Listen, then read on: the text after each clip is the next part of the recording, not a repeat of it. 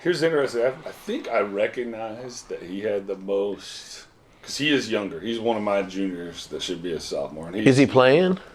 Oh yeah, he's been playing since he's. Okay, no. Because I'm just saying, like the problem that you have sometimes is the guy with it isn't playing. No, he's the best athlete on the team. Okay, so then he's the alpha. We joke, we call him the alpha all the time, and I tried to rein him in. He's actually been here. That's why I'm sure you had to check in. But I said we actually made him captain for one day, and he screwed it up like within 15 minutes. Okay, so how did he screw it up? I'm trying to remember exactly. I knew you were going to ask that.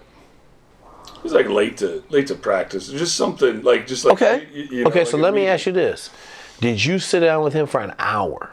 I don't think so. And lay out exactly what it means. Because here's what I don't like to do. I don't have captains on my team. Right. Because when you fire a captain, it has ramifications. Sure. When you take the leadership title off a dude, it don't have no ramifications. Right. Like you're the leader. Right. Or you're a leader, right? Like we have 14 of them here. Right. Right? Some guys have been bumped out of the room and some guys have been added to the room, but it's roughly 14 guys. Mm-hmm. If I move somebody up or down the food chain, I don't even say nothing. Like we got somebody that we basically took off the food chain. Right. No one said anything because it's just a leader. Right. They know that his influence has been mitigated, but like I'm not driving the bus, so I don't make a big deal of it. Mm-hmm. I do it in the background. I know who the two guys driving the bus are right now. We got 4 captains. I know who's driving the bus. Right. I go to one of the 2 guys and say, hey man, this is what I need. Right. And so far it's been, and I'm not gonna take any credit for this because what we're doing is crazy. But it's been working. Sure. Right? Yeah. But like one of the things that I tell people, when you put that dude in charge, you better have it laid out for him because 90% of the time, they don't know what they're supposed to do. And so I did, but probably in hindsight, probably not as in detail as I should have. You know what I mean? And so like I'll give you an example. Like I was assistant officer in charge of a SEAL platoon. Mm-hmm. We're going to Blackwater. Mm-hmm. Blackwater, I live 25 minutes from the base. Blackwater is exactly 58 miles from the base. Mm-hmm. It's 25 minutes down the road. I got a girlfriend that lives right behind Blackwater. Mm-hmm. I leave. We're supposed to be there at 8. I leave my house at 6 o'clock, just in case there's any problems. Mm-hmm.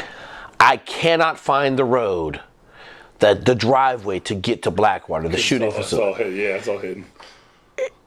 I couldn't find it. Mm-hmm. I stopped. I asked everybody. Mm-hmm. So I had the directions that said immediately after the state line, turn right. Mm-hmm. I went back. There was dry. I turned on every immediately after. Mm-hmm. It was not immediately after. It was like the 5th one. But I drove down those first 4. So you figured it out. I showed up at 8:05. Mm-hmm. Right? And so my boss, who was a complete stark raving lunatic, bad leader, mm-hmm. decided he was going to punish me. Mm-hmm. And I immediately told him, no, I will punish myself. And he looked at me and he was like, I don't know how to respond to that either. Okay. Yeah. And then I showed up. I was in my car at the facility at 6 a.m. every morning. And I told everybody, I said, I will be here at 6 a.m. every morning. We started training at 8. I will be here 2 hours early for the rest of this week. So I apologize for being late. I'm sorry. I was here an hour and a half ago, but I didn't know where I was going. Pre-GPS, right? Right. Okay, so boom. Everybody in my platoon came to me and said, man, I'm never going to be late. And I was, like I had been around. I wasn't like a junior dude then, even though I was at AOSC. I'd been on a ship for 2 years. Right. And they were like, yeah, I don't want this punishment. Right. Right? It's yourself. So I knew that it was appropriate. Mm-hmm. But I would flip that around on him. Like, what are you going to do? You're late today. What are you going to do? Just flip it. Yeah. Because in a situation like yours, mm-hmm. as much as that dude's in charge, I have to train him to be in charge.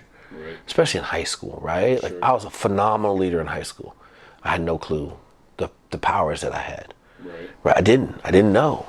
I didn't know that I could drive the bus anywhere I wanted to drive it. Right. Right? I just knew that when I could get points scored on us on offense. And then my senior year, I'm in the state championship game, it cost us because I said, hey, throw me a pass. Mm-hmm. Right? We threw an interception, dude returned it for 60 yards. We tackled him, but I should have said, run outside or run option my way, and I'll reach the defensive end no matter where he is. That would have been more fruitful. Right. But I was thinking, man, we can't score no points. They never throw balls to me. I've caught one pass. I've had 2 pass attempts. I dropped one and caught one. Right? All season.